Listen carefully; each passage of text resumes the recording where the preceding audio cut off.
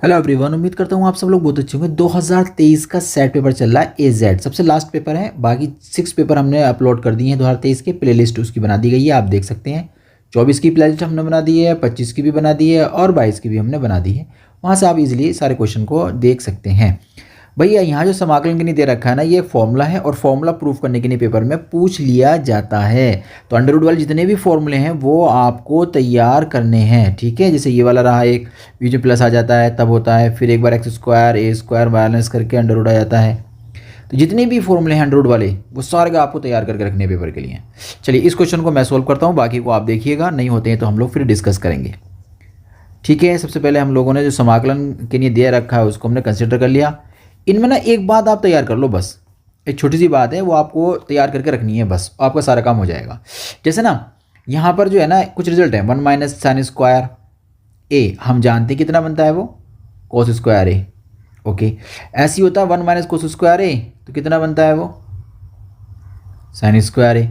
अच्छा, ऐसे ही होता है 1 प्लस टेन स्क्वायर ए, हम जानते हैं सेक स्क्वायर ए बन जाता है। ऐसे ही 1 प्लस कोट स्क्वायर होता है ना, कोट स्क्वायर ए, तो बन जाएगा कोसेक का स्क्वायर बन जाता है, ठीक है। ये हो गया हमारे 1 स्टार्ट में होता है, यानी कांस्टेंट वाला जो भी टर्म होगा वो हमारा आगे दिखाई देगा, बाकी हमारे पास जो भी नंबर्स होंगे वो पीछे दिखाई देंगे। इतनी बात समझ में आ गई।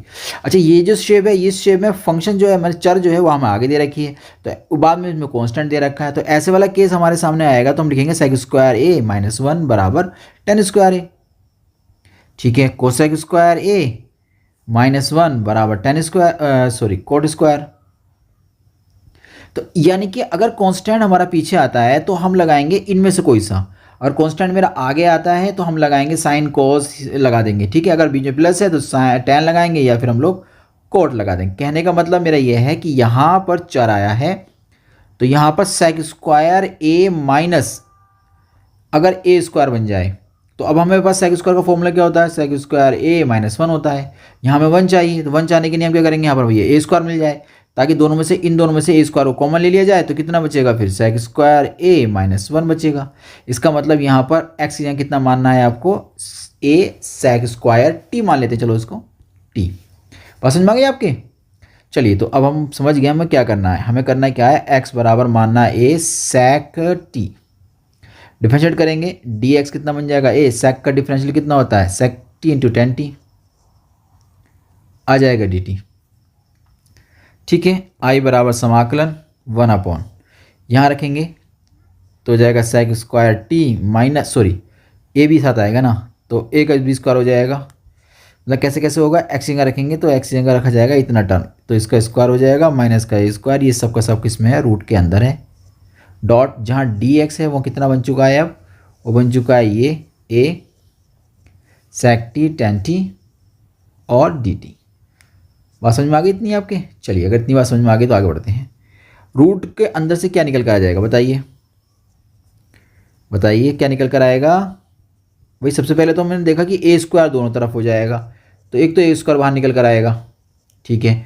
फिर जब ए स्क्वायर हम कॉमन ले लेंगे तो बचेगा कितना रूट के अंदर, बचेगा अंडर रूट में सेक स्क्वायर टी माइनस 1, ठीक है। अब सेक स्क्वायर टी माइनस 1 कितना होगा, यहाँ तो ए से कट जाएगा ना, बताइए कितना बनेगा ये, 1 upon ten square T, root से बाहर निकल कर आएगा 10 बचेगा, इतना तो लिख ही सकते हैं ना। चलिए इतना अगर आप लिख सकते हैं तो अच्छी बात है, ये दोनों जगह कैंसिल आउट हो गया, बचा ओनली समाकलन में सेक टी, कितना बचा, सेक टी और डी टी। सेक का समाकलन सब लोग जानते हैं कितना होता है, वो लॉग होता है, सेक टी आता है प्लस टेन टी आता है, ठीक है। और प्लस का आ जाएगा हमारा सी।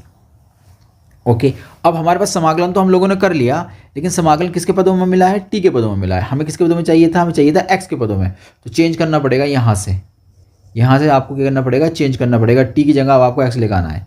तो आप दिखाएंगे सिंस एक्स बराबर इतना था, ठीक है, तो एक्स अपॉन ए बराबर कितना हो जाएगा, सेक टी हो जाएगा। यहाँ से ना एक काम कर सकते हैं हम लोग, चाहो तो टेबल बना लो, ट्रायंगल बना लो, सॉरी ट्रायंगल बना लेते हैं, चलिए एंगल टी के साथ। तो ये होता था कर्ण बटे कितना होता है, ये आधार हो जाएगा। पाइथागोरस लगाएंगे तो ये निकल कर आ जाएगा तुम्हारे पास कर्ण का स्क्वायर माइनस आधार का स्क्वायर, ठीक है। इतनी बात समझ में आ गई। तो अब यहाँ से ना आई बराबर लॉग sec t कितना होगा, कर्ण बटे आधार, दे भी रखा वैसे ये वाला रिजल्ट कितना हो जाएगा, x अपॉन ए प्लस tan t लंब बटे आधार होगा, लंब कितना आ गया अंडर रूट में एक्स स्क्वायर माइनस का, इसका आधार कितना हो गया, ए हो गया। यहाँ पर एक बहुत अच्छा सा रिजल्ट आपको देखने के लिए मिलने वाला है। एलसीएम लेंगे ना तो रिजल्ट आ जाएगा आपके पास इतना, अपॉन में तो आपको चल ही रहा है ए।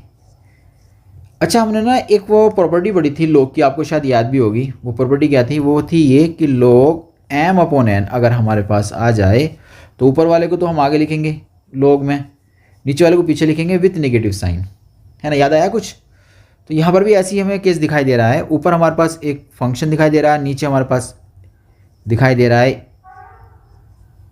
अंडर रूट में आएगा तुम्हारे पास एक्स स्क्वायर माइनस ए स्क्वायर, ये ऊपर आ जाएगा माइनस, नीचे वाला जो है ना माइनस में ले लेंगे log ए प्लस सी, चाहे मोड में ले लीजिए कोई दिक्कत नहीं है।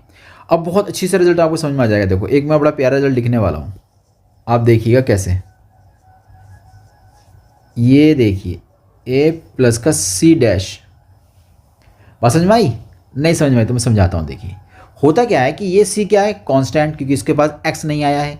ये क्या है, ये भी कांस्टेंट, इसके पास भी एक्स नहीं आया। दो कांस्टेंट अगर हमारे एक साथ आ जाते हैं समाकलन के अंदर तो वो दोनों कांस्टेंट ऐड होकर एक नया कांस्टेंट बना देंगे। कांस्टेंट का मतलब कोई नंबर ही तो होगा, मान लो ये 5 है और ये हमारे पास 11 है, माइनस का 5 प्लस का 11 तो नया नंबर नहीं आ जाएगा 6। बात समझ में आ रही है आपके। तो दो कांस्टेंट अगर हमारे पास आते हैं तो उनको मिलाकर एक नया कांस्टेंट हम लोग बना देते हैं। तो इस बात को थोड़ा ध्यान रखना पड़ेगा, बाकी सब कुछ ठीक है। उम्मीद करता हूँ ये क्वेश्चन अभी समझ में आ गया होगा। हम लोग मिलते हैं एक नए क्वेश्चन के साथ।